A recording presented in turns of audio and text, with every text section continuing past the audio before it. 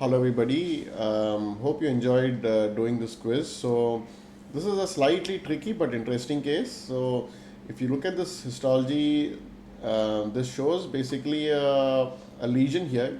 This is normal skin, and you can make out this is from the face because you can see hair follicle units here. So, this is a biopsy from the face, and if you look at the clinical, this is from the forehead actually, and you can see here presence of acanthosis towards one side along with some parakeratosis here. You can make that out or even a higher part, but this is basically a lesion. So what is visible? What does the lesion actually show? Well, you can go to the high power first so that you can understand.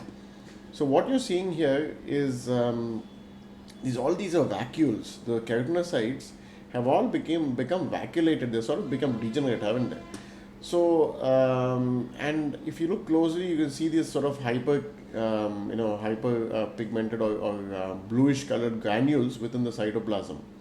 So this is hypergranulosis, and the nuclei have become slightly grayish in color. So these are actually chondrocytes, but then if you look here, the cells seem to be disintegrating. Okay, so here, for example, here again the cells seem to be disintegrating. The cells have lost their borders, and the cell membrane seem to be collapsing here. For example, here you can't make out the cell at all. So what you're essentially seeing here is something called epidermolysis. Okay, so this is epidermolytic hyperkeratosis, but in the context of some chondrocytes and hypergranulosis as well. Now remember, a few weeks ago we discussed epidermolytic hyperkeratosis within a linear epidermal nevus. So we discussed that earlier, but this is epidermolytic hyperkeratosis in a different context. There is no dysplasia, so the cells do not appear. So dysplasia generally refers to the fact that the cells are malignant or pre-malignant. Here essentially the changes that I've described are all in the upper epidermis. Okay, the lower epidermis seems very normal. The cells are uniformly maturing. The polarity isn't lost. The cells do not have abnormal mitotic figures. This is just viral degenerative change. So there are chondrocytes, there is epidermolysis, but there is no loss of polarity, there are no chorons or grains, there is no acantholysis. So acantholysis, I'll probably show you a couple of examples. So acantholysis, again, we discussed a few uh, weeks ago. Let me just show you acantholysis here. Yeah, okay. So this is from Twitter, and you can see this is not my case, but it's easier to explain. But so this is epidermolytic hyperkeratosis, typical epidermolytic hyperkeratosis without presence of chondrocytes, where you see this sort of cell membranes disintegrating, and then there is a eosinophilic change in the cytoplasm. Cytoplasm becomes very eosinophilic because of degeneration.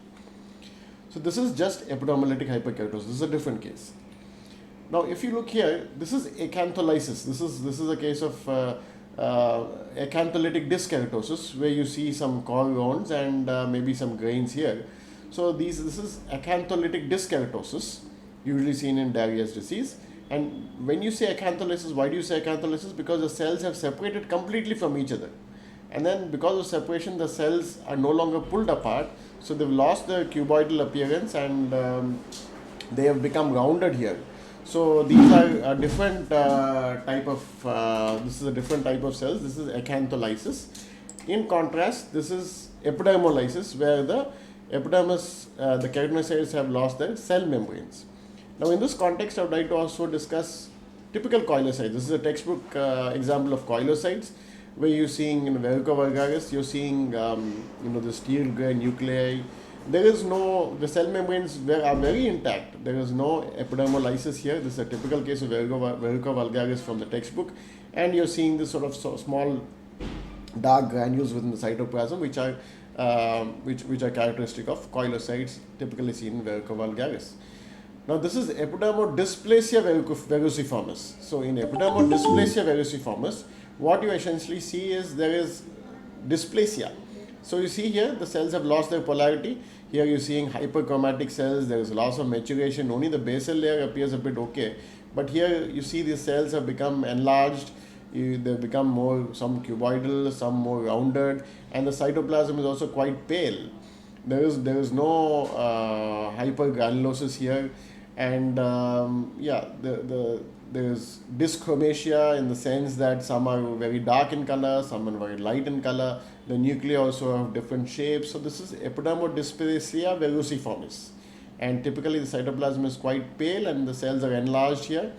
So this is a completely different entity, and this is in contrast to epidermolysis, in contrast to acantholytic dyskeratosis. Okay, so and we've already discussed the presence of koilocytes. Okay, so I hope it's now clear and I've cleared the confusion that you all had. And this is a difficult case for most people, I have to say, because this is not a common change.